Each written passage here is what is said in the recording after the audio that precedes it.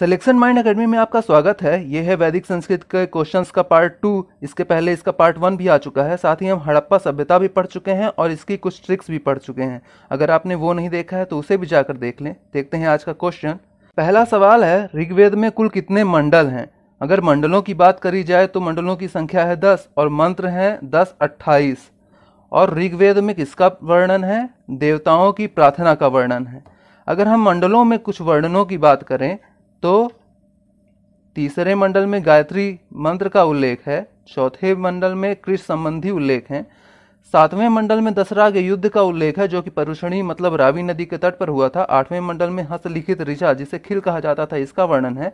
नौवें मंडल में वर्णन है सोम देवता का। और 10वें मंडल में एक पुरुष सूक्त है जिसमें ब्राह्मण, क्षत्रिय, वैश्य और हरिजन का उल्लेख है। बात करें सर्वाधिक उल्लेखित देवता कौन थे तो इनका नाम था इंद्र।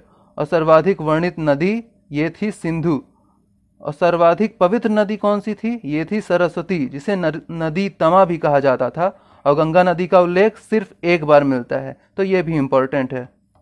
आर्य भारत में संभवतः कहाँ से आए थे? ऑप्शन है यूरोप, पूर्वी एशिया, मध्य एशिया, अन्य क्षेत्रों से। इसका आंसर हो जाएगा मध्य एशिया और ये है प्रोफेसर मैक्स मूलर के अनुसार। बात करें अन्य मतों की तो बीजी तिलक ने बोला था कि आर्य आए थे आर्कटिक रीजन से। प्रोफेसर मैक्स मूलर के अनुसार है मध्य एशिया जो कि हम पहले ही देख चुके हैं। और आनंद सरस्वती के अनुसार आर्य तिब्बत से आए थे। अविनाश चंद्र दास के अनुसार आर्य भारत से गए थे, ना कि कहीं और से भारत आए थे। और इसका आंसर क्या है? मध्य एशिया। कौन सा वेद अंशतः गद्य के रूप में रचित है? ऑप्शन है ऋग्वेद, यजुर्वेद, सामवेद, अथर्ववेद। इसका आंसर हो जाएगा यजुर्वेद।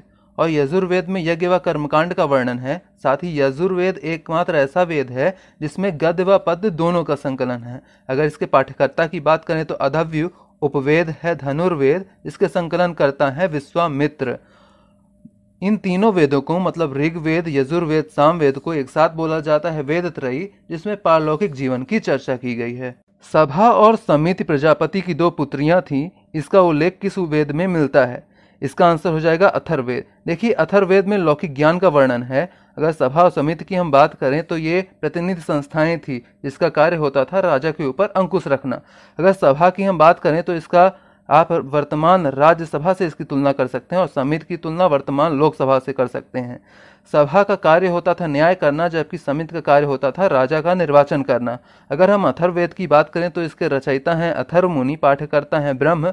उपवेद है शिल्प वेद जिसके संकलन करता है विश्वकर्मा। ब्राह्मण ग्रंथों में सर्वाधिक प्राचीन कौन है? इसका आंसर हो जाएगा शतपथ। ये यजुर्वेद का ब्राह्मण ग्रंथ है। अगर हम सभी ब्राह्मण ग्रंथों की बात करें तो ऋग्वेद का है कवे मतलब कौशितकी, ऐतरेय। और सामवेद का पंचविश और जैमिनी। यजुर्वेद का तैतरीय और शतपथ तैश। और अथर्ववेद का गोपथ। अगर हम ब्राह्मण ग्रंथों की बात करें तो आप वैदिक ग्रंथों का एक क्रम याद रखेंगे। वेद, ब्राह्मण ग्रंथ, आरण्यक और उपनिषद। उपनिषद सबसे लास्ट में आते हैं इसलिए इसे वेदांत भी कहा जाता है। और वेद के बाद आते हैं ब्राह्मण ग्रंथ, तो आप ये भी याद रखेंगे। और वेदों का अनुष्ठानिक व्याख्या है ब्राह्मण ग्रंथ में और कर्मकांड पर बल दिया गया है। शतपथ की बात करें तो ये सबसे प्राचीन है और इसके संकलन करता है महर्षि गौतम। सवाल है अनुलोम विवाह का अर्थ क्या है? देखिए वैदिक काल में 2 अंतरजातीय विवाह हुआ करते थे, एक अनुलोम और एक प्रतिलोम। अनुलोम होता था जब उच्च वर्ण का लड़का हो और निम्न वर्ण की नारी। और इसका उल्टा प्रतिलोम जब निम्न वर्ण का पुरुष और उच्च वर्ण की नारी। तो इसका आंसर हो जाएगा उच्च वर्ण का पुरुष और निम्न वर्ण की नारी। ब्रीहि शब्द किसके लिए प्रयुक्त होता था? देखिए इसका आंसर हो जाएगा चावल। चावल के लिए ब्रीहि शब्द का प्रयोग होता था और जौ के लिए यव शब्द का प्रयोग होता था।